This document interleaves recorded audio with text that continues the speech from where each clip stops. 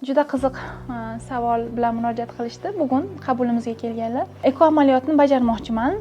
Menga hoziroq eko amaliyotni boshlab bering. Ammo bu juftligimizda, ya'ni ularning turmush o'rtoqlarida ham, ayollarda ham tana vazni juda ham baland edi. 104 kg turmush o'rtoqlarida, ya'ni ayollarda, o'zlarida 110 kg tana vazni edi va insulin miqdori juda ham baland bo'lgan juftligimiz. Aynan bu kabi holatlarda biz eko amaliyotiga shoshilmasliklarini tavsiya qilamiz. Chunki qancha tana vazni baland bo'lsa, insulin miqdori qancha baland bo'lsa, hujayralarning puch chiqish imkoniyati va hujayralarning sifatining pasayish imkoniyati juda ham yuqori bo'ladi. Va bu kabi bemorlarimizda butun dunyo Yevropa reproduktologlar assotsiatsiyasi, Amerika reproduktologlar assotsiatsiyalarining eng oxirgi ilmiy izlanishlariga ko'ra, nafaqat eko amaliyotida, balki embrion transfer amaliyotida ham yuqori vazndagi bemorlarimizda eko amaliyotining o'xshash shansi normada bo'lgan tana vaznidagi juftliklarimizga nisbatan 2 barobar pastligi aniqlandi. Bu degani sizda qancha tana vazni yuqori bo'lsa, gormonal dori vositalarining ta'sir qilishi va hujayralarning sifati shunchalik past bo'ladi. Va buning natijasida qancha ko'p hujayra olishimizga qaramasdan embrionlarning sifat ko'rsatkichi va embrionlarning soni pasayadi. Albatta, embrionlarning sifat ko'rsatkichi va embrionlar soni past bo'lishi sog'lom farzand ko'ra olish imkoniyati va o'z navbatida tug'ilish ko'rsatkichini pasayishiga sababchi bo'ladi. Shuning uchun ham tana vazni yuqori bo'lgan bemorlarimizga birinchi navbatda tana vaznini kamaytirishlarini, insulin miqdorini reproduktolog nazorati ostida tushirishlarini, qachon insulin miqdori tushadi?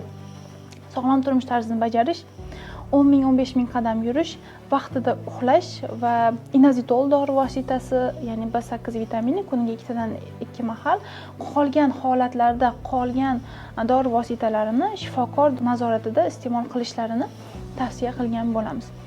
Ammo shuni ham aytib o'tishimiz kerakki, qancha tana vazni yuqori bo'lsa, bu kabi bemorlarda gormonal dori vositalarini, ya'ni ukollarni eko uchun ishlatiladigan stimulyatsion dori vositalarini ta'sir qilish effekti shunchalik pasayib boradi. Amaliyotimda shunday bir holat kuzatilgan. Bemorimizda 135 kg tana vazni edi.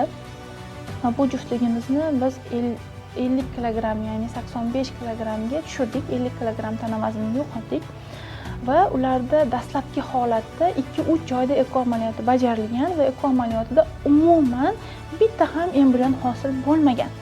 Bizning klinikamizda tana vaznini tushirganimizdan so'ng biz bu juftligimizdan 4 ta hujayra oldik va 4 ta hujayradan 3 ta juda ham chiroyli embrion hosil bo'ldi va birinchi embrion transferdayoq bu juftligimiz homiladorlikka erishdi.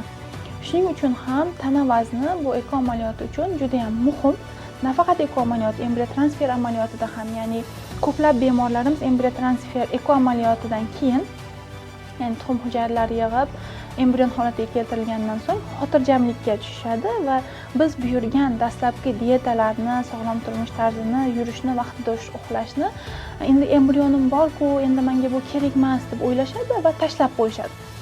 Va buning natijasida eng katta qiladigan bemorlarimizning xatosi ham shu, chunki tana vazni yuqori bo'lganda embrionlarni bachanon ichki shilliq qavatidagi o'zgarishlarga ham sababchi bo'ladi va homiladorlik bo'lish shanslarini tushirishadi. Eng oxirgi izlanishlar shuni ko'rsatadiki, tana vazni yuqori bo'lganda tug'ilish ko'rsatkichi juda ham pasayib ketadi.